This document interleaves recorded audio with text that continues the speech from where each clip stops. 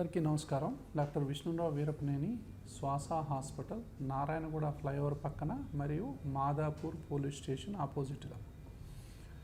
ఈరోజు ఈ వీడియోలో మనం చర్చించుకోబోయే అంశం ఏంటంటే, పెళ్ళి చేసుకునే వాళ్ళు అలర్జీ, ఆస్తమా, గురక ఉంటే ఏం చేయాలి,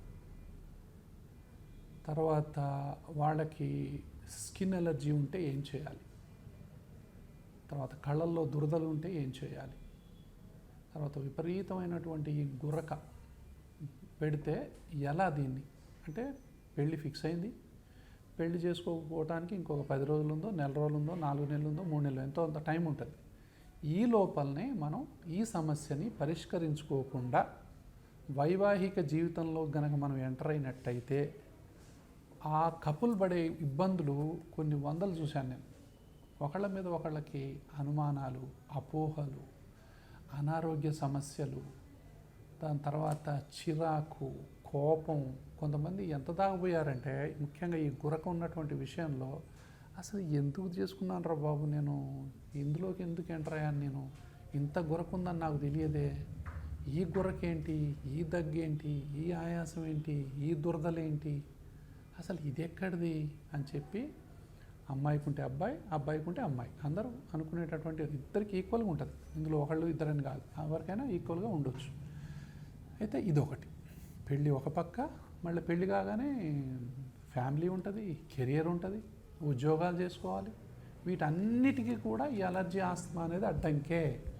నేను ఒకటే చెప్తాను, పెళ్లి చేసుకునే వాళ్ళకి, వాళ్ళ తల్లిదండ్రులకి, వాళ్ళ బంధువులకి, ఎవరైతే ఉన్నారో వాళ్ళందరూ ఈ విషయాన్ని కనుక నిర్లక్ష్యం చేస్తే, అత్తవారింట్లో పోయిన తర్వాత ఆడపిల్లలు కానీ మగపిల్లలు కానీ అనేక రకాలైనటువంటి అవమానాలకు గురవుతారు, అనుమానాలకు గురవుతారు. అసలు ఎంత మాత్రం ఇది అంత పెద్ద సమస్య కాదు, కానీ ఆ సమస్య దాకా తీసుకొచ్చుకుంటారు కొంతమంది. చాలామంది నా దగ్గరకు వస్తారు, సార్ పాప పెళ్లి కుదిరింది, పెళ్లి చేయాలనుకుంటున్నాం, ఈ ప్రాబ్లం ఉందేమో, తెలిస్తే ఏమైందో. అబ్బాయి సైడ్ వాళ్ళు కూడా వస్తారు, సార్ ఈ ప్రాబ్లం ఉంది, వీడికి సివియర్ ఆస్తమా ఉంది, నైట్ అంతా దగ్గుతాడు, నైట్ అంతా గురక పెడతాడు, మరి పెళ్ళైన తర్వాత మరి అమ్మాయి వాళ్ళు ఏమనుకుంటారో, వీడి లైఫ్ ఏంటి, ఎట్లా సార్ అని చెప్పి చాలామంది మదన పడుతుంటారు. నేను చెప్పేది ఒకటే, పెళ్లి చేసుకోబోయే అబ్బాయికి కానీ అమ్మాయికి కానీ వాళ్ళ తల్లిదండ్రులకు కానీ వాళ్ళ బంధువులకు కానీ ఇది ఎంత మాత్రం భయపడాల్సిన అవసరం లేదు. ఇది చాలా చాలా కామన్ ప్రాబ్లము. ప్రపంచంలో ప్రతి నలుగురిలో ఒకళ్ళకి ఏదో ఒక అలర్జీ ఉంటుంది. అది కళ్ళ ఎలర్జీ కానీ, ముక్కు ఎలర్జీ కానీ, స్కిన్ ఎలర్జీ కానీ, ఆస్తమా కానీ, ఫుడ్ ఎలర్జీ కానీ, ఏదో ఒక ఎలర్జీ ఉంటుంది. కొంతమందికి ఇదే ఆస్తమా అంటాం, ఊపిరితిత్తుల ఎలర్జీని ఆస్తమా అంటాం. ఇవి రెండు ఎప్పుడైతే చిన్నప్పటి నుంచి వైద్యం జరగదో అదే గురకకు దారితీస్తుంది. సో వీటన్నిటికీ ఏంటి మరి, మూసుకొని ఉన్నటువంటి ఈ సిస్టమ్ని ఓపెన్ చేయడం ఒకటే మార్గం. ఎప్పుడు చేస్తారు, పెళ్ళైన తర్వాత, సంవత్సరం గడిచినాక, 2 ఏళ్ళు గడిచినాక, గొడవలు అయిన తర్వాత, దాదాపు అన్ని రకాలైనటువంటి చర్చలు అయిపోయిన తర్వాత, ఒకళ్ళనొకళ్ళు తిట్టుకున్న తర్వాత అంత అవసరం ఉందా?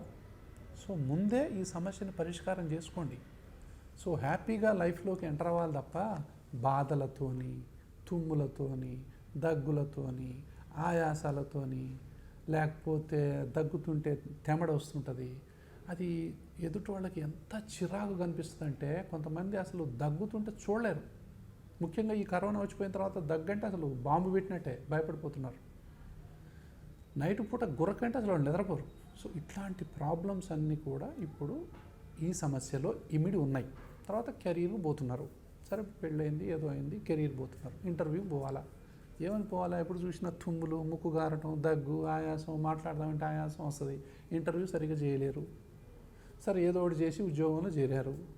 ఉద్యోగాలు చేసిన తర్వాత ఏసీలు ఉన్నాయి అన్నీ, ముఖ్యంగా సాఫ్ట్వేర్ కంపెనీలు. ఆ ఏసీలో పోతే వాళ్ళకు విపరీతంగా మూసేసుకుంటాయి, అందులో పనిచేయలేరు వాళ్ళు చాలామంది. అందుకే ఈ పెళ్ళి కాకముందే, ఈ కెరియర్లోకి ఎంటర్ అవ్వకముందే, ఇంటర్వ్యూలోకి పోకముందే, సో ఉద్యోగంలో సెటిల్ కాకముందే ఈ అలర్జీని, ఈ ఆస్తమాని, దాని తర్వాత ఈ గురకని, ఈ స్కిన్ ప్రాబ్లమ్స్. శ్వాస హాస్పిటల్ ఇప్పుడు స్కిన్ డివిజన్ కూడా ఉంది. కొంతమందికి పెళ్లి చేసుకోబోయే వాళ్ళు ఉంటారు, వాళ్ళకు నల్ల మచ్చలు ఉంటాయి, కళ్ళ చుట్టూ నల్ల మచ్చలు ఉంటాయి, దాని తర్వాత హెయిర్ ప్రాబ్లమ్స్ ఉంటాయి, దాని తర్వాత వాళ్ళకి ఎన్నో రకాలైనటువంటి ఈ గోర్ల ప్రాబ్లమ్స్ ఉంటాయి, అంటే కాస్మెటిక్ ప్రాబ్లమ్స్ కూడా ఎన్నో ఉంటాయి. ఇప్పుడు శ్వాస డివిజన్ ఆఫ్ డెర్మటాలజీలో ఈ సమస్యలన్నిటికీ కూడా పరిష్కారం అనేది దొరుకుతుంది. సో ఈ యొక్క ఎప్పుడైతే ఈ ప్రాబ్లమ్స్ చాలా చాలా ఇంపార్టెంట్, కాస్మెటిక్ కూడా చాలా ఇంపార్టెంట్, కాస్మెటిక్ సొల్యూషన్ కూడా చాలా ఇంపార్టెంట్, అంతే ఇంపార్టెంట్ అలర్జీ, ఆస్తమా. ఈ రెండు చాలా చాలా ముఖ్యమైనటువంటి ప్రాబ్లమ్స్ అంటాను నేను. పెళ్ళికి అడ్డంకిగా మారేటటువంటిది. పెళ్ళి అవుతుంటుంది, పటాపట 10 తుమ్ములు దుమ్మారనుకోండి, ఏమనుకుంటారు అందరూ? పెళ్ళైన తర్వాత ఎన్నో యజ్ఞాలు యాగాలు అన్నీ అవి ఇవి ఉంటాయి. ఎలా ఉంటుంది పరిస్థితి? పెళ్ళైన తర్వాత ఫస్ట్ నేను చూడండి, అగరబత్తీలు అవి ఇవి వెలిగిస్తుంటారు, అదని ఇదని ఏదేదో వాడుతూ ఉంటారు. ఆ పరిస్థితి ఏంటప్పుడు? వీళ్ళు చెప్పలేక, తప్పించుకోలేక నరకయాతన అనుభవిస్తుంటారు. సో ఇలాంటి పరిస్థితుల్లోకి, ఇలాంటి దీనమైన పరిస్థితిలోకి ఆడపిల్లలు కానీ మగపిల్లలు కానీ ఎంటర్ కాకండి దయచేసి. ఎందుకంటే ఎన్నో కుటుంబాలు విడిపోవటం చూశాను నేను. ఇంత చిన్న ప్రాబ్లంకి విడిపోవాల్సిన అవసరం ఎంత మాత్రం లేదు. చాలామంది ఏంటంటే అలర్జీ అనగానే, ఆస్తమా అనగానే అదేదో పెద్ద జబ్బన్నట్టు ఇంకా పిల్లని నరకానికి గురి చేస్తుంటారు ఆ ఇంట్లో. తర్వాత ఆ అబ్బాయిని నరకానికి గురి చేస్తుంటారు. దయచేసి అలా చేయకండి. ఆస్తమాకి ఇప్పుడు అత్యాధునిక శాస్త్రీయ వైద్యం ఎంత మంచిగా ఉందంటే నార్మల్గా చేయొచ్చు, మనం అందరిలాగే వాళ్ళు జీవించవచ్చు. అంత మంచి వైద్యం ఇప్పుడు అందుబాటులో ఉంది.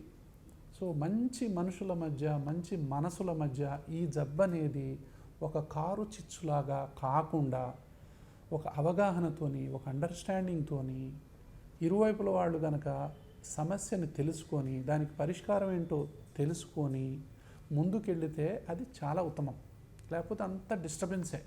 సో ఈ డిస్టర్బెన్స్ ఉండకుండా ఉండాలని చెప్పి ముఖ్యంగా ఎంతోమంది పెళ్లి చేసుకున్న తర్వాత నా దగ్గరికి వచ్చి సో సైలెంట్ అంటే చాటుమాటుగా వస్తుంటారు. నేనేమంటానంటే దీన్ని ధైర్యంగా చెప్పండి. ఇదేదో పెద్ద అదేదో ఎయిడ్సో లేకపోతే ఇంకేదో పెద్ద పెద్ద జబ్బో లేకపోతే ఇంకేదో కాదు.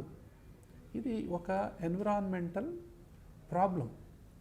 అంటే ప్రకృతికి మన ఊపిరితిత్తులకి మధ్య ఏదో ఒకటి పడదు. అది డస్ట్ కావచ్చు, పొగలు కావచ్చు, పొల్యూషన్ కావచ్చు, చలిగాలి కావచ్చు, కూల్ డ్రింక్ కావచ్చు, ఐస్ క్రీమ్ కావచ్చు, పోలెన్స్ కావచ్చు, ఫంగస్ కావచ్చు, ఏదో ఒకటి పడదు. నీళ్లు మారినా, ప్లేస్ మారినా, దాని తర్వాత ఫ్యాన్ స్పీడు ఎక్కువ ఉన్నా, ఏసీ వేసినా, సో ఈ పెద్ద ప్రాబ్లమ్స్. సో పెళ్ళైన తర్వాత ఏసీ వేసారనుకోండి, ఒకళ్ళు బంద్ చేయమంటారు, ఒకళ్ళు ఉంచమంటారు. అప్పుడే గొడవ స్టార్ట్ అయింది. చాలామందికి చూశాను నేను. ఫ్యాన్ వేశారు, ఫ్యాను ఈ ఆస్మా ఉన్న వాళ్ళకి పడదు బాగా, వాళ్ళు ఆపేయమంటారు, వీళ్ళు వేయమంటారు, అప్పుడే గొడవ స్టార్ట్ అయింది. సో ఇట్లాంటి చిన్న చిన్న విషయాల మీద, పెట్టి ఇష్యూస్ మీద మీరు దాన్ని అంటే చిలికి చిలికి గాలివానలాగా మారేటటువంటి ఈ విషయాలన్నింటి మీద మీరు ధ్యాసని ఎంత తొందరగా పెడితే మీ జీవితాలు అంత మంచిగా ఉంటాయి. ఎందుకంటే అంత మంచి వైద్యం అందుబాటులో ఉంది. ఇన్హేలర్స్ అంటే అదేదో ఇదని కాదు. ఇప్పటి వరకు ఉన్నటువంటి వైద్య విధానాల్లో ఇన్హేలర్ అనేది అత్యుత్తమమైంది. ఫ్యూచర్లో ఏమొస్తుందో మనకు తెలియదు. దీనివల్ల సైడ్ ఎఫెక్ట్స్ ఏమి ఉండవు. సో మందులు వాడితే ఏమవుతుంది సార్, మళ్ళీ వీళ్ళకి ఇంకొక డౌట్ ఏముంటుందంటే పుట్టబోయే పిల్లలకు కూడా వస్తుందేమో సార్ అని చెప్పి ఇదొక పెద్ద డౌట్. సో దీన్ని ఎంత మాత్రం ఎంటర్టైన్ చేయకండి. మీరు ప్రెగ్నెన్సీ అయ్యేటప్పుడు ఈ ప్రాబ్లంను కనుక మీ మైండ్లో పెట్టుకుంటే మీ దృష్టి అంతా ఆస్మా వస్తుందా రాదా అనే దాని మీదే ఉంటుంది. ప్రెగ్నెన్సీని మంచిగా ఎంజాయ్ చేయండి, పీస్ఫుల్గా ఉండండి, ఇలాంటి ఆలోచనలు తీసేయండి. చాలా మంచి మందులు ఉన్నాయి ఈ రోజుల్లో. రావచ్చు, రాకపోవచ్చు, కానీ మీ ఆందోళన అనేది ఖచ్చితంగా ప్రెగ్నెన్సీ మీద పడుతుంది, గర్భంలో ఉన్నటువంటి శిశువు యొక్క పెరుగుదల మీద పడుతుంది, డెలివరీ మీద పడుతుంది, ఎమోషనల్ ఇష్యూస్ మీద పడుతుంది. అన్నిటి మీద ఈ యొక్క మీరు ఆ టెన్షన్, స్ట్రెస్ ఏదైతే ఉందో లోపల ఉన్న బేబీ మీద పడేటటువంటి అవకాశాలు ఉన్నాయి. అసలు దాన్ని నెగ్లిజెన్స్ అసలు తీసేయండి, ఆ ఆలోచన తీసేయండి. అంత మంచి మందులు ఉన్నాయి. అయితే మీరు ప్రెగ్నెంట్ కాగానే మీకు ఆస్తమా ఉంది, మీకు అలర్జీ ఉంది, మీకు గురకు ఉంది, మీకు ఏదో ఒకటి పడదు, మీకు తుమ్ములు ఉన్నాయి, మీకు స్కిన్ అలర్జీలు ఉన్నాయి, ఫస్ట్ రండి చూయించుకోండి. ఈ విధంగా మూసుకున్నటువంటి ఊపిరితిత్తులను ఈ విధంగా చేసేటటువంటి మందులు ఇప్పుడు అందుబాటులో ఉన్నాయి. కొంతమంది ప్రెగ్నెన్సీ అంతా అలర్జీ ఆస్మాతో బాధపడుతూ ఉంటారు. అది చాలా డేంజర్. చాలామంది పిల్లల్లో ప్రెగ్నెన్సీలో ఉన్నప్పుడు లోపలనే పిల్లలు సఫర్ అవుతూ ఉంటారు. ఎనాక్సిక్ అటాక్స్ అంటాం, సఫర్ అవుతూ ఉంటారు. సో అవెన్నో మానసికమైనటువంటి జబ్బులకు దారితీస్తాయి. కాబట్టి ఇందులో ఒకటి ఆటిజం. సో ఆటిజం అంటే ప్రెగ్నెన్సీలో ఆస్తమా ఉన్నటువంటి పిల్లలకు గనక మనం అంటే మదర్స్కి తొందరగా ట్రీట్మెంట్ చేయకపోతే వాళ్ళు మాటి మాటికి అని చెప్పి ఇబ్బంది పడతా ఉంటే వాళ్ళ ఊపిరితిత్తులను ఈ విధంగా కనుక ఓపెన్ చేయకపోతే గర్భస్థ శిశువు ఎఫెక్ట్ అయ్యే అవకాశాలు ఉంటాయి, వాళ్ళ బిహేవియర్ మారిపోయే అవకాశాలు ఉంటాయి. ఆ పిల్లలు పుట్టిన తర్వాత ముక్కు బ్లాక్ అవటం మీరు చూడండి. ముక్కు బ్లాక్ అయితే దాన్ని సీరియస్ ఇష్యూగా తీసుకోండి. ఎవరైనా సరే ముక్కు బ్లాక్ అయిందంటే ఫస్ట్ చూపించాలి డాక్టర్కి వెంటనే.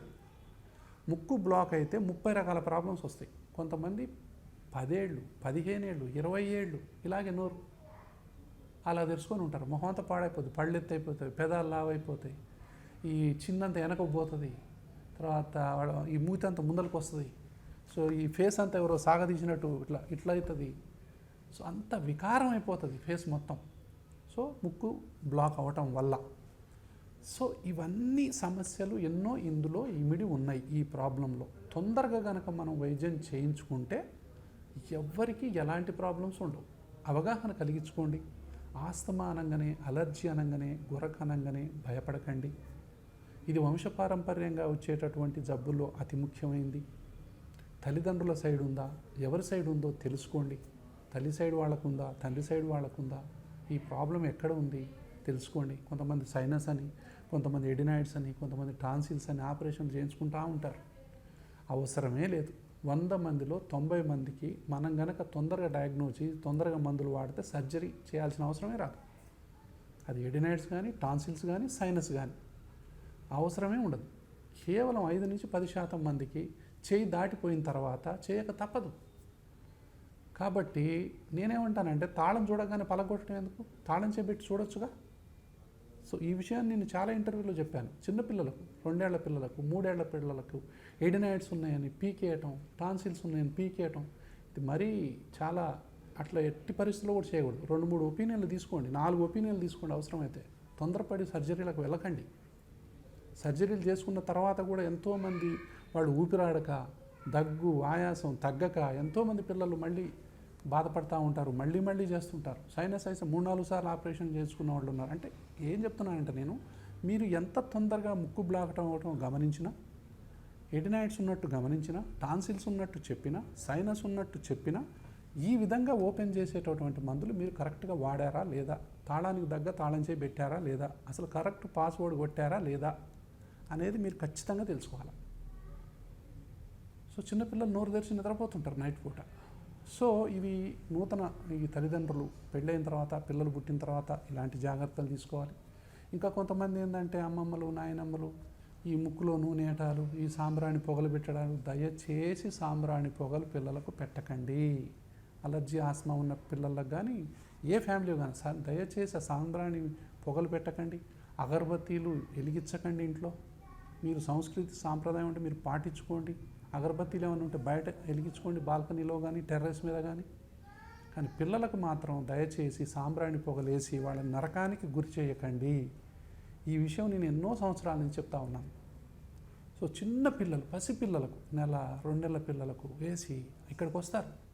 వాళ్ళు ఎమర్జెన్సీలో ఊపిరి ఆడక, డాక్టర్ గారు ఏమైందోనండి, వీడికి గాలి తీసుకోవటం రావట్లేదండి, వీడికి ఎందుకు ఇట్లయిందో మాకు తెలియదండి. అసలు కారణం వాళ్ళే. సాంబ్రాణి పొగ వేసారంటే వేసాం సార్ అని చెప్పి అదేదో గొప్పగా చెప్తారు మళ్ళీ. సో దయచేసి అలాంటివి చేయకండి.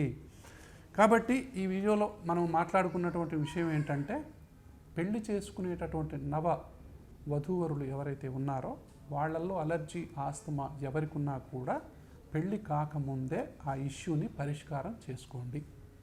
అది గురకున్నా, స్కిన్ ప్రాబ్లమ్స్ ఉన్నా, ఏ ప్రాబ్లమ్స్ ఉన్నా వైవాహిక జీవితంలోకి ఎంటర్ అవ్వక ముందే దాన్ని ఎంత తొందరగా పరిష్కరించుకుంటే అంత మంచిది. వాళ్ళ జీవితం అంత ఆనందమయంగా ఉంటుంది. మీరు ఆనందంగా గడపాలని, పెళ్లి జీవితాన్ని పూర్తిగా ఆస్వాదించాలని, తర్వాత మీ కెరియర్లో కానీ మీ ఉద్యోగాల్లో కానీ ఎలాంటి ఇబ్బందులు లేకుండా ఈ ప్రాబ్లంకు సొల్యూషన్ ఉంది అనేటటువంటి విషయాన్ని మీరు తెలుసుకోండి. మీకు గనక ఈ వీడియో మంచిగా అనిపిస్తే, పెళ్ళి అవుతుంది ఎవరికో, మీ ఫ్రెండ్స్లో ఎవరికో అవుతుంది, మీకు తెలుసు వాళ్ళకి ఈ ప్రాబ్లం ఉందని వాళ్ళకి పంపండి. సో ఎవరైనా సరే ఈ ఇన్ఫర్మేషన్ కనుక వాళ్ళు ఇచ్చినట్లయితే మనం వాళ్ళ ఊపిరితిత్తులు ఏదైతే ఉన్నాయో ఈ విధంగా మూసుకున్న వాటిని ఈ విధంగా పైనుంచి మొదలు పెట్టుకుంటే కింది దాకా ఈ విధంగా ఓపెన్ చేయొచ్చు. అప్పుడు వాళ్ళకి అలర్జీ పోతుంది, ఆస్తమా పోతుంది, గురక కూడా చాలా వరకు పోతుంది. గురక అంత పోకపోవచ్చు. సో చాలా వరకు తగ్గేటటువంటి అవకాశాలు అయితే గ్యారెంటీగా ఉంటాయి. కాబట్టి తొలి దశలోనే వైద్యాన్ని పొందండి. సో ఆనందమైన జీవితాన్ని గడపండి. Thank you so much. Doctor Vishnu Rao Veerapaneni, శ్వాస హాస్పిటల్, నారాయణగూడ ఫ్లైఓవర్ పక్కన మరియు మాదాపూర్ పోలీస్ స్టేషన్ ఎదురుగా. Thank you so much.